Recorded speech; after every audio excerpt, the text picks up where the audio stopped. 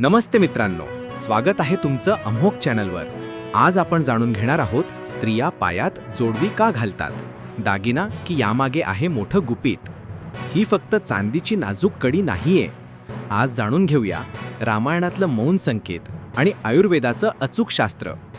गुपित 1, रामायणातील संकेत। जेव्हा रावणाने सीतेचं अपहरण केलं तेव्हा तिने खाली खुणा टाकल्या। मूळ ग्रंथात तिने आभूषणे टाकल्याचं म्हटलं आहे।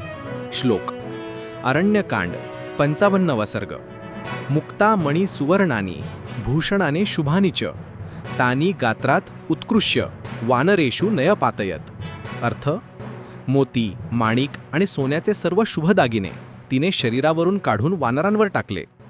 संस्कृतीचा संदर्भ, या आभूषणांमध्ये विवाहित स्त्रीचं प्रतीक असलेली जोडवी देखील होती, जी तिने रामाला मार्ग दाखवण्यासाठी टाकली। म्हणूनच शास्त्र सांगतं, यत्रा नार्यस्तु पूज्यन्ते रमन्ते तत्रा देवताः। म्हणजेच जेथे स्त्रियांचा आदर होतो तिथे देव वास करतात। गुपित 2, आयुर्वेदाचं विज्ञान। जोडवी हे उत्तम औषध आहे। पायाच्या दुसऱ्या तिसऱ्या बोटातून गर्भाशय पचन संस्थेशी जोडलेल्या नाड्या जातात। जोडवी या नाड्यांवर हलका दाब देते।